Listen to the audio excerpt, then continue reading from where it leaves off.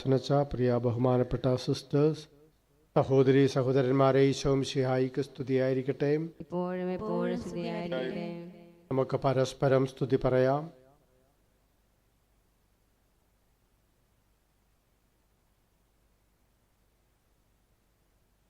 പ്രിയപ്പെട്ടവരെ, നമ്മളിന്ന് വിശുദ്ധ മഗ്ദലേന മറിയത്തിൻ്റെ തിരുനാൾ ആണ് ആഘോഷിക്കുന്നത്.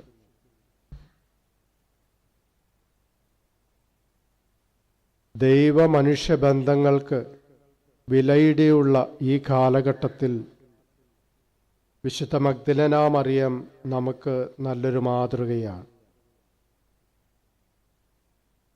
ചിലരൊക്കെ ഈ ജീവിതത്തിൽ തന്നെ ദൈവത്തോടും മനുഷ്യരോടുമുള്ള ബന്ധം, സ്നേഹബന്ധം വേണ്ട എന്ന് വയ്ക്കാറുണ്ട്.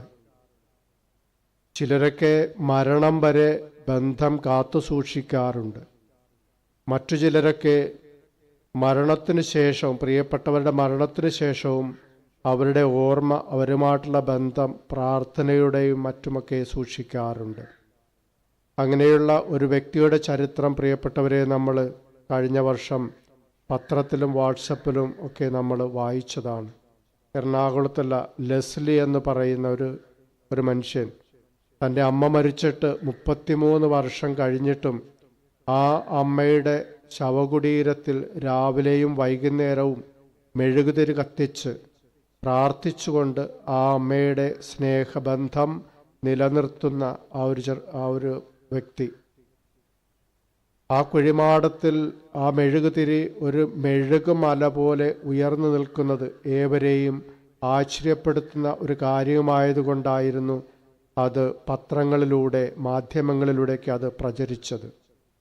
മരണത്തിനു ശേഷവും ബന്ധം കാത്തു സൂക്ഷിക്കുന്ന ലെസ്ലി.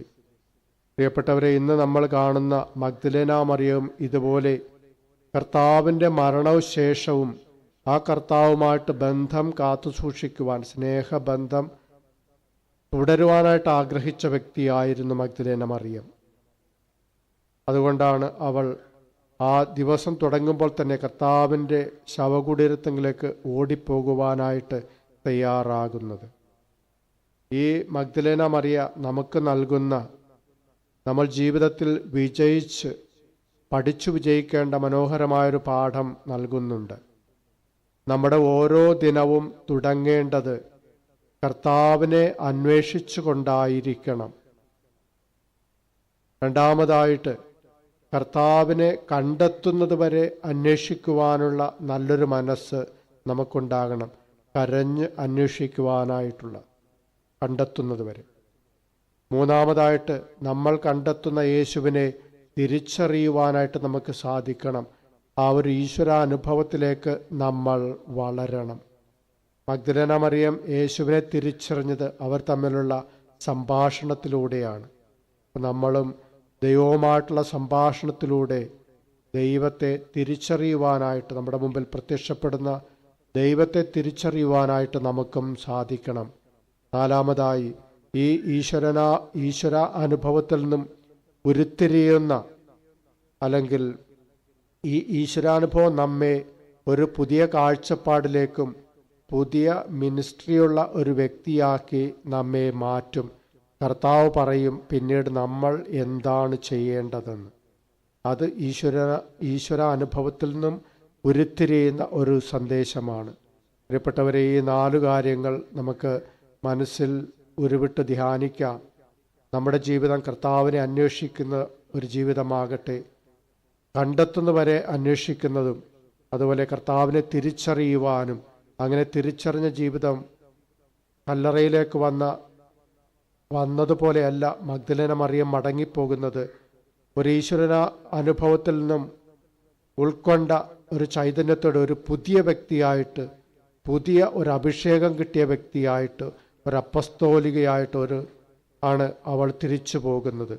ഇതുപോലെ നമുക്കും കർത്താവിൻ്റെ പ്രഘോഷകരായി മാറുവാൻ, ഒരു പുതിയ കാഴ്ചപ്പാടുള്ള വ്യക്തികളായിട്ട് മാറുവാൻ നമുക്ക് ആഗ്രഹിക്കുകയും പ്രാർത്ഥിക്കുകയും വിശുദ്ധ മഗ്ദലേന മറിയത്തിൻ്റെ പ്രത്യേകമായ മാധ്യസ്ഥം അപേക്ഷിച്ചുകൊണ്ട് പ്രാർത്ഥിക്കുകയും ചെയ്യാം.